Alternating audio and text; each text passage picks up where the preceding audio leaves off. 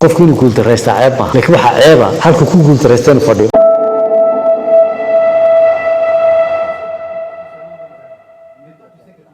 haddii aad muuqaalkan furtay runtii waan hubaa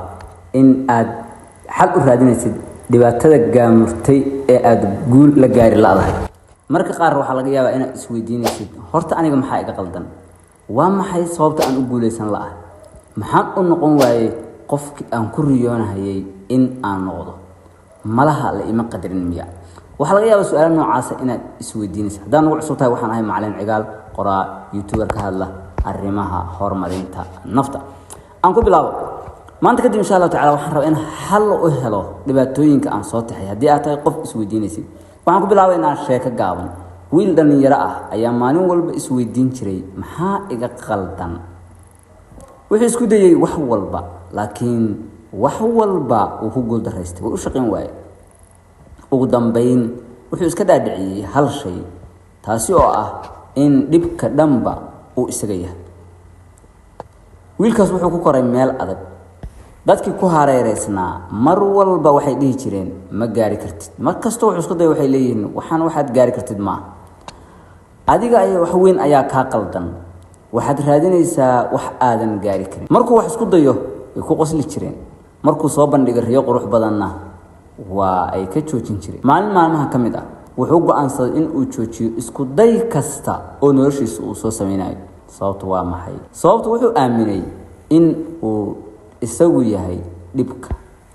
dhibka dhanba oo haysta inuu isaga u mas'uul ka yahay laakiin nasiib wanaag wuxuu si kadiisa u arkay qoraal ku qoran sidan ama qoraal u qoran sidan haddii aad maqasho cod ku leh ma awoodid hubi codkaas cid ku leh laakiin qoraalkii wuu fahmi waayay wuxuu raadiyay qof caawiya oo tala ka siiya dhibka haysta qoraalkana cid ku caawisa fasiraadiisa maalinkii dambe wuxuu la kulmay nin waayeel ah sheeko dheer kadib wiilkii marka odaygu u sheekeeyay odaygu wuxuu yiri wiilkayow dhibku adiga maaha wiilkii wuu yaabay ninkii ayaa ku yiri adiga laguma abuurin fashil laakiin waxaa lagu baray cabsi aan ku celiyay kelmadaas odaygu wuxuu yiri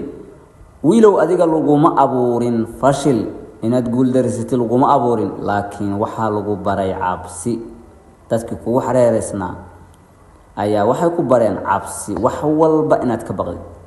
markaas ayuu wiilkii bilaabay in uu wax fahmo haye adeer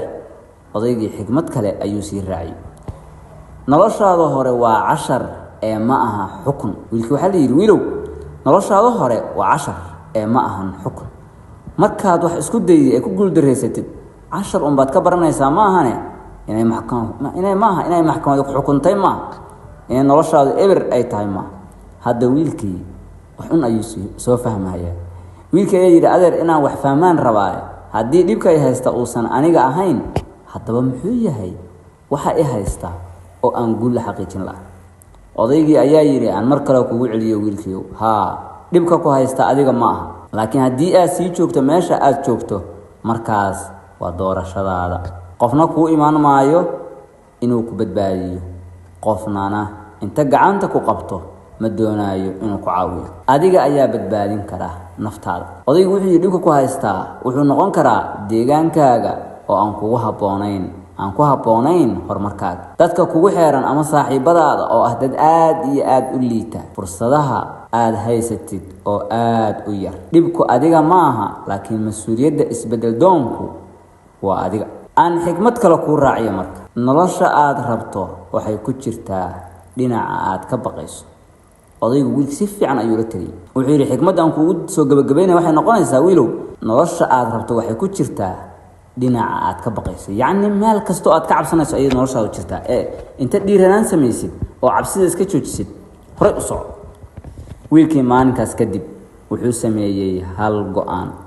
inuu naftiisa ka joojiyo eedaynta inuu bilaabo ficilo yaryar oo joogto ah inuu naftiisa aamino inkastoo uu weli cabsi qaba u baqaayo maalin kasta 100% hal ayuu isbedelay ma uusan noqon qof weyn hal maalin laakiin maalin walba uu ka fiicnaanahay kii uu shalay ahaa xigmad ugu dambaysa aan kuula wadaagahay waxay noqonaysaa guushu ma aha inaad si degdeg ah u orado ee waa in aadan istaagin si lamida wiilkan dhalinyarada ah waxaa laga yaabaa inaad degan tahay deegaan aan horumarkaaga ku habboonayn. waxaa laga yaabaa inay ku dhaawaceen hadallada dadka kugu hareeraysan ama saaxiibadaada ama ehelkaaga. waxaa laga yaabaa inaad marar badan guul dareysatay oo aad guul gaari weysay. laakiin xasuusnow wiilaalkayow, dhibku adiga maaha, laakiin isbeddelka noloshaada adiga ayaa mas-uul ka ah. muuqaalkan kan xiga insha Allah tacaala waxaan kugula wadaagi doonaa caadooyin kaa dhigaya qof guul xaqiijiya muddo kooban. ilaa muuqaalka xiga, salaama.